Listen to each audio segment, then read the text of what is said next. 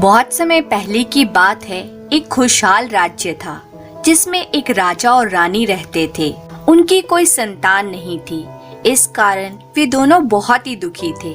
एक दिन रानी राजमहल के सरोवर के किनारे सूर्य देवता से संतान प्राप्ति के लिए प्रार्थना कर रही थी। सूर्य देवता ने उसकी इस प्रार्थना को स्वीकार कर लिया। 1 वर्ष के भीतर रानी ने एक बच्ची को जन्म दिया। वे बच्ची बहुत ही सुंदर थी। उसके मुख पर सूर्य की किरणों के समान चमक थी। राजा रानी छोटी सी राजकुमारी को देखकर खुशी से झूम उठे। उन्होंने उसका नाम स्नेहलता रखा। स्नेहलता के जन्म की खुशी में राजमहल में एक बड़े भोज का आयोजन किया गया, जिसमें राज्य की संपूर्ण प्रजा आमंत्रित थी। राजा के महल के नजदीक ही एक आश्रम था, जहाँ कुछ साधु रहते थे। राजा ने राजभोग के अवसर पर उन्हें निमंत्रण भेजा। राजा का दूत उन्हें निमंत्रण दे आया, परंतु उसे एक भूल हो गई। उस आश्रम में 5 साधु रहते थे। उसने सभी साधुओं को आमंत्रित किया, परंतु 5वें साधु को बुलाना भूल गया। 5वां साधु बहुत ही क्रोधी स्वभाव का था। जब उस साधु को पता चला कि राजा ने उसे बुलावा नहीं भेजा, तो वो क्रोध से भर गया और उसने राजा को सबक सिखाने का निर्णय लिया। राजभोग बड़ी ही धूमधाम से संपन्न हुआ। सभी लोगों ने राजकुमारी स्नेहलता को बहुत उपहार दिए। जब साधुओं की बारी आई तो सभी साधुओं ने बारी बारी से राजकुमारी को आशीर्वाद दिया। किसी साधु ने बुद्धिमत्ता का, किसी ने सुंदरता का, किसी ने दयालुता का, तो किसी ने धन का आशीर्वाद दिया। अंत में जब चौथे साधु की बारी आई तो उसके आशीर्वाद देने से पहले ही 5वां क्रोधी साधु वहां आ गया। वह राजा रानी द्वारा उसे राजभोग में आमंत्रित न किए जाने के कारण बहुत क्रोधित था। अपने इस अपमान का बदला लेने के लिए उसने राजकुमारी स्नेहलता को ये श्राप दे दिया। 16वें जन्मदिन पर राजकुमारी स्नेहलता की उंगली में एक सुई चुभेगी और वो मर जाएगी। इसके बाद बिना एक शब्द कहे वो वहाँ से चला गया। 5वें साधु के इस श्राप को सुनकर राजा रानी बहुत दुखी हो गए। दोनों ने अन्य साधुओं से इसे समाप्त करने का निवेदन किया, लेकिन अन्य साधुओं ने उन्हें बताया कि दिया गया श्राप पूर्णतः समाप्त नहीं किया जा सकता। ये सुनकर वे और भी ज्यादा दुखी हो गए। तब चौथा साधु उनके सामने आया। उसका आशीर्वाद अभी शेष था। उसने राजा से कहा, ये सत्य है कि 5वें साधु द्वारा दिए गए श्राप को मैं समाप्त नहीं कर सकता, लेकिन अपने आशीर्वाद से उसे अवश्य कम कर सकता हूँ। उसने राजकुमारी स्नेहलता को आशीर्वाद दिया कि 16वें जन्मदिन पर वे सुई चुभने से मरेगी नहीं, बल्कि 100 वर्षों के लिए एक गहरी नींद में सो जाएगी। राजा ने चौथे साधु को धन्यवाद दिया, लेकिन रानी अभी भी उदास थी। उसने साधु से कहा, मेरी इच्छा है कि मैं राजकुमारी स्नेहलता का विवाह किसी सुंदर और वीर राजकुमार के साथ होते हुए देखूं, लेकिन ये संभव नहीं, क्योंकि जब 100 वर्षों के बाद राजकुमारी स्नेहलता अपनी नींद से जागेगी तो हम लोग जीवित नहीं रहेंगे। रानी की बात सुनकर चौथे साधु ने कहा, राजकुमारी स्नेहलता के सोने के कुछ देर बाद राजा रानी सहित राज्य की सारी प्रजा और पशु पक्षी भी सो जाएंगे। वे तब तक सोते रहेंगे जब तक राजकुमारी स्नेहलता सोती रहेगी। स्नेहलता की नींद तभी खुलेगी जब एक सुंदर सच्चा प्यार करने वाला राजकुमार उसे चूम लेगा। इसके बाद सभी साधु वहाँ से चले गए। चौथे साधु के आशीर्वाद से राजा रानी को कुछ राहत अवश्य मिली, लेकिन अब भी वे राजकुमारी स्नेहलता के भविष्य को लेकर चिंतित थे। उन्होंने सैनिकों से कहकर राज्य के सारे चरखे और सुइयां नष्ट करवा दी, ताकि राजकुमारी स्नेहलता उस क्रोधी साधु के श्राप के प्रभाव से बच सके। धीरे धीरे समय बीतने लगा और राजकुमारी स्नेहलता बड़ी होने लगी। वे सुंदर, दयालु और बुद्धिमान थी। ठीक वैसे ही जैसे साधुओं ने उसे आशीर्वाद दिया था। राज्य के सभी लोग उसे बहुत पसंद करते थे। साल बीतते बीतते आखिरकार राजकुमारी स्नेहलता का 16वां जन्मदिन आ गया। उस दिन पूरे राजमहल को सजाया गया और एक बड़े भोज का आयोजन किया गया। शाम तक कोई अनहोनी नहीं हुई। बस रानी के पिता का पत्र आया कि उनकी तबीयत बहुत खराब है। राजा रानी अपनी विश्वास पात्र दासी को राजकुमारी स्नेहलता का ध्यान रखने की हिदायत देकर रानी के पिता को देखने उनके राज्य चले गए। शाम का समय था। दासी रसोई में काम कर रही थी। दासी को व्यस्त देख राजकुमारी स्नेहलता राजमहल के बगीचे में आ गई और खेलने लगी। खेलते खेलते उसकी नजर एक फूल पर बैठी बहुत ही सुंदर सुनहरी तितली पर पड़ी। उस तितली को देखकर वह मोहित हो गई और उसे पकड़ने के लिए उसके पीछे भागी। तितली उड़ती जा रही थी और राजकुमारी स्नेहलता उसके पीछे पीछे भागी चली जा रही थी। अंत में वह तितली एक पुरानी ऊंची मीनार में घुस गई। राजकुमारी स्नेहलता भी उसके पीछे पीछे उस मीनार के अंदर चली गई। वहाँ एक छोटा कमरा बना हुआ था। उस कमरे में घुसने के बाद उसने देखा वहाँ एक बूढ़ा आदमी चरखा चला रहा था। स्नेहलता ने अपने जीवन में कभी चरखा नहीं देखा था। उसने जिज्ञासावश बूढ़े आदमी से पूछा, ये तुम क्या कर रहे हो? बूढ़े आदमी ने उत्तर दिया, मैं चरखे पर सूत काट रहा हूँ। वह बूढ़ा आदमी और कोई नहीं बल्कि वही क्रोधी साधु था। उसने राजकुमारी स्नेहलता को चरखा चलाने के लिए उकसाया। स्नेहलता ने भी उत्सुकतावश उसकी बात मान ली, लेकिन जैसे ही उसने चरखा चलाया एक नुकीली सुई उसकी उंगली में आ घुसी। वह वहीं गिर पड़ी और गहरी नींद में सो गई। उधर जब राजा रानी राजमहल वापस लौटे तो उन्होंने दासी से स्नेहलता के बारे में पूछा। दासी कोई उत्तर नहीं दे पाई। राजा ने सभी सैनिकों को राजकुमारी स्नेहलता को खोजने का आदेश दिया। वे स्वयं भी स्नेहलता को खोजने लगे। पूरे महल की छानबीन की गई, लेकिन स्नेहलता कहीं नहीं मिली। महल के बाहर उसे खोजते खोजते वे लोग उसी पुरानी मीनार में पहुँचे। वहाँ पहुँचकर उन्होंने स्नेहलता को चरखे के पास सोते हुए पाया। वे समझ गए कि क्रोधी साधु का शाप पूरा हो गया है। रानी दुख के मारे जोर जोर से रोने लगी। राजा ने रानी को समझाया, कुछ देर में हम सब भी सो जाएंगे, इसलिए अभी स्नेहलता को महल लेकर चलते हैं और इसे उस दिन के लिए तैयार करते हैं जब कोई सुंदर राजकुमार इसे नींद से जगाने के लिए आएगा। राजकुमारी स्नेहलता को राजमहल में ले जाया गया। वहाँ उसे तैयार करके एक खूबसूरत बिस्तर पर लिटा दिया गया। वह सोती हुई बहुत सुंदर लग रही थी। कुछ देर बाद राजा रानी, दरबारी, सैनिक, राज्य की संपूर्ण प्रजा और पशु पक्षी जहाँ थे वहीं सो गए। उनके सोने के कुछ देर बाद घनघोर काले बादल राज्य के ऊपर छा गए और पूरा राज्य अंधेरे में डूब गया। राज्य के चारों ओर घनी कंटीली जंगली झाड़ियां उग आई और वह राज्य उन झाड़ियों के पीछे छुप गया। समय बीतता चला गया और कंटीली झाड़ियों के पीछे छुपा राज्य अतीत का हिस्सा बन गया। लेकिन उस सोए हुए राज्य और सुंदर राजकुमारी स्नेहलता की कहानियां दूर दूर के प्रदेशों में प्रसिद्ध थी। कई राजकुमार स्नेहलता को पाने की आशा में उस सोए हुए राज्य को ढूंढने जाते, लेकिन उन कंटीली मजबूत झाड़ियों को पार करने में सफल नहीं हो पाते। अपने इसी प्रयास में कई राजकुमार कंटीली झाड़ियों में फंसकर मर गए। धीरे धीरे राजकुमारों ने मौत के डर से वहां जाना छोड़ दिया। कुछ वर्षों बाद एक दिन अगरसेन नाम के राजकुमार ने जब सोती हुई राजकुमारी की कहानी सुनी तो वो मन ही मन उससे प्रेम कर बैठा। उसने उस राज्य का पता लगाने का निश्चय किया।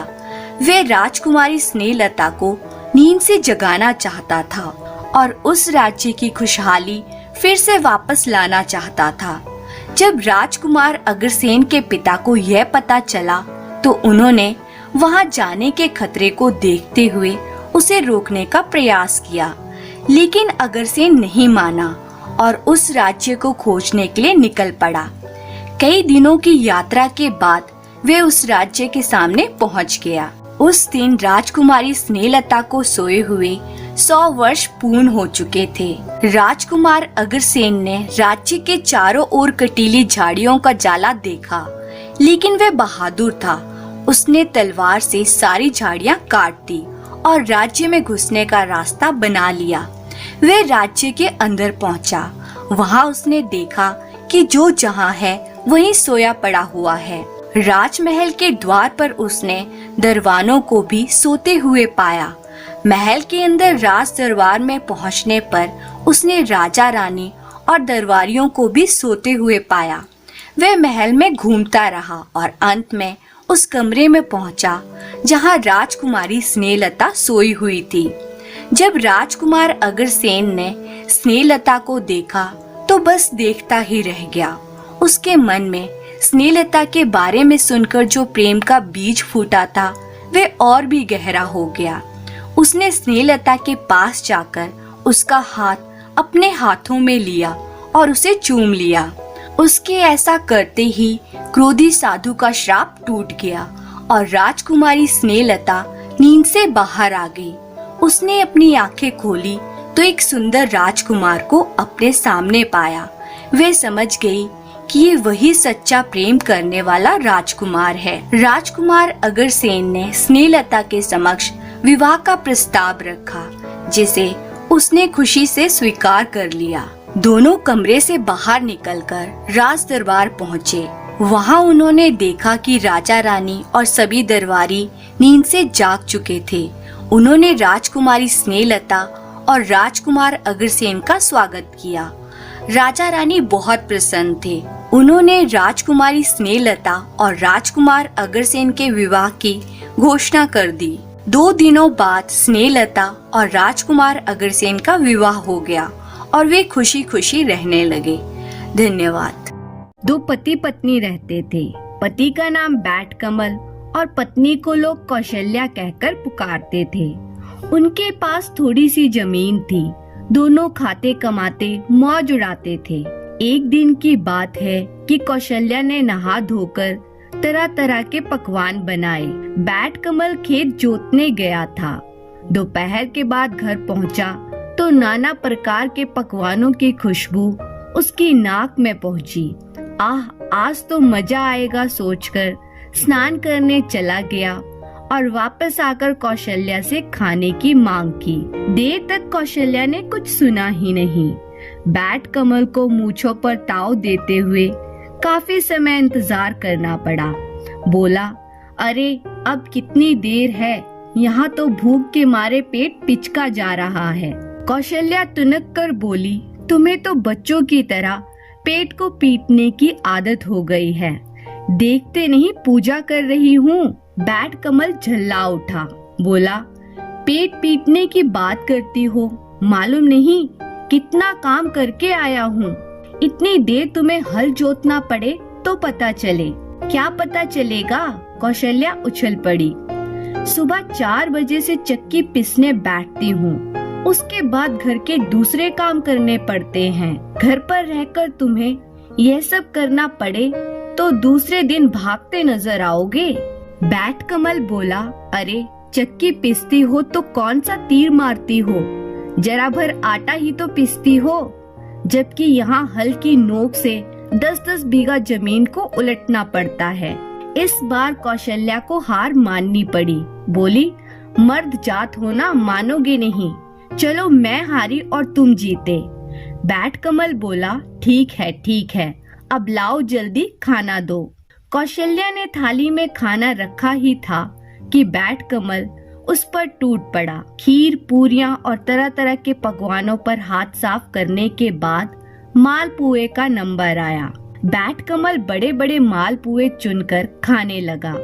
अभी वे 2-4 ही खा सका था कि कौशल्या ने थाली खींच ली और बोली, बड़े बड़े कल काम आएंगे, आज तुम छोटे छोटे खा लो। वाह, ये कैसे हो सकता है? मैं तो बड़े बड़े ही पहले खाऊंगा। कौशल्या तुनक कर उठी और बोली, फिर वही बच्चों वाली जिद। बैट कमल भी ऐंठ गया और बोला, लेकिन तुम ही क्यों बुढ़ियों वाली हट करती हो। दोनों मालपुए से भरी थाली को अपनी अपनी तरफ खींचने लगे। देर तक उनमें खींचातानी चलती रही। आखिर बैट कमल से ना रहा गया। बोला, नहीं मानोगी? क्यों नहीं? तो छोड़ दो थाली। एक शर्त पर। शर्त वर्त कुछ नहीं, तुम थाली छोड़ दो। बिना शर्त मैं थाली नहीं छोड़ूंगी। बैट कमल का पारा बढ़ गया। बोला, मैं कहता हूँ थाली छोड़ दे, वरना क्या करोगे? कौशल्या ने पूछा। मैं मर जाऊंगा। तो मर जाओ, मैंने कब इनकार किया है। अब क्या था? बैट कमल वहीं लेट गया और सांस रोककर आंखों की पुतलियों को फेर लिया। पति के ऐसे पाखंडों से कौशल्या परिचित थी। उसने बैट कमल के ऊपर सफेद चादर डालकर उसे सुला दिया और मालपुए की थाली को अच्छी तरह ढककर रख दिया। उसी समय उनका पड़ोसी वहां आया। गुस्से में भरी हुई कौशल्या चूल्हे के पास चुप बैठी थी। पूछने पर उसने जब कोई उत्तर न दिया तो पड़ोसी ने जाकर बैट कमल की चादर खींच ली। उसे क्या मालूम था कि बैट कमल मरने का बहाना किए पड़ा है। देखते ही उसकी चीख निकल गई। उसे मरा जान पड़ोसी ने शोर मचा दिया। रसोई से निकलकर कौशल्या ने पड़ोसी को बताया कि इन्हें कुछ नहीं हुआ है, तुम अपने घर जाओ। सुनकर पड़ोसी को आश्चर्य हुआ। वह कौशल्या को झिड़कते हुए बोला, तुम्हें बिल्कुल तमीज नहीं है। आदमी मरा पड़ा है और तुम कहती हो कि कुछ नहीं हुआ। इतने में सारा मोहल्ला जमा हो गया। कुछ ही देर के अंदर बैट कमल के मरने की खबर दूर दूर तक फैल गई। बेचारी कौशल्या परेशान हो गई। वे जब तक लोगों को समझाती कि बैट कमल पाखंड किए हुए है, लोग उसे उल्टे दुत्कार देते। अपने झगड़े की बात भी वे किसी को बताना नहीं चाहती थी। आखिर किसी तरह उसने लोगों को दूर हटाया और धीरे से बैट कमल के कानों में बोली, क्यों इतने लोगों को पागल बना रहे हो? अब उठ भी जाओ। पहले तू अपनी जिद छोड़ दे। बैट कमल चुपके से बोला। किंतु कौशल्या कब हार मानने वाली थी। उसने हाथ जोड़कर लोगों से कहा कि बैट कमल को कुछ नहीं हुआ है, आप लोग जाइए, मैं इन्हें देख लूंगी। गांव वाले भला कैसे मानते। बोले, घर में मुर्दा पड़ा है और तू हमें जाने को कह रही है। अगर इसका दाह संस्कार नहीं होगा तो ये भूत बनकर सारे गांव को परेशान करेगा। इससे अच्छा है कि मुर्दे को जल्दी घर से बाहर निकाला जाए। बैट कमल की अर्थी तैयार कर ली गई। कौशल्या ने बहुत समझाया पर उसकी कौन सुनता। गांव के लोग अर्थी उठाकर शमशान की ओर ले चले। पूरा का पूरा गांव, औरत मर्द बच्चे बूढ़े और उनके साथ कौशल्या भी शमशान पहुंच गई। अब कौशल्या को चिंता हो आई। सोचा कहीं बैट कमल को जिंदा ही फेंक दिया तो अनर्थ हो जाएगा। वह लोगों से बोली कि एक बार मुझे अपने पति के दर्शन कर लेने दो। लोग कौशल्या को पागल ही समझ रहे थे। बैट कमल की चिता तैयार की गई। अर्थी को चिता पर रखकर उन्होंने कौशल्या से अंतिम दर्शन करने को कहा। कौशल्या लपक कर चिता पर जा चढ़ी। बैट कमल के मुंह से कफन उठाया और चुपके से उसके कान के पास अपना मुंह ले जाकर बोली, क्यों जान देने की ठानी है? चलो मैं हार मान लेती हूँ, तुम जीत गए। बड़े बड़े ही पहले खा लेना। सुनकर बैट कमल ने आंख खोल ली। वह चिता पर उठकर बैठ गया। देखते ही देखते उसने अपने को संभाला और चिता से उछलकर लोगों के बीच आ खड़ा हुआ। उसके मुंह से बार बार एक ही वाक्य निकल रहा था, बड़े बड़े पहले खाऊंगा, छोटे छोटे पीछे। बड़े बड़े पहले खाऊंगा, छोटे छोटे पीछे। सुनकर तो लोगों में भगदड़ मच गई। सभी को लगा बैट कमल भूत बन गया है, वे सबको खा जाना चाहता है। गांव के बूढ़े बच्चे, औरत मर्द सभी अपनी जान बचाते भाग निकले। देखते देखते मैदान खाली हो गया, किंतु बैट कमल को किसी की परवाह न थी।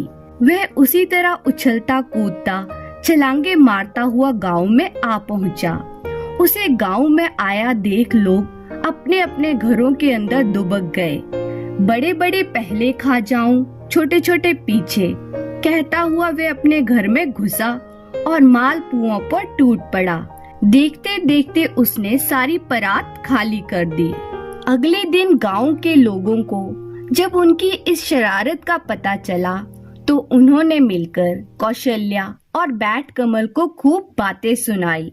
वो दोनों पति पत्नी अपनी इस हरकत पर काफी शर्मिंदा हुए और उन्होंने गांव वालों से माफी मांग ली। धन्यवाद।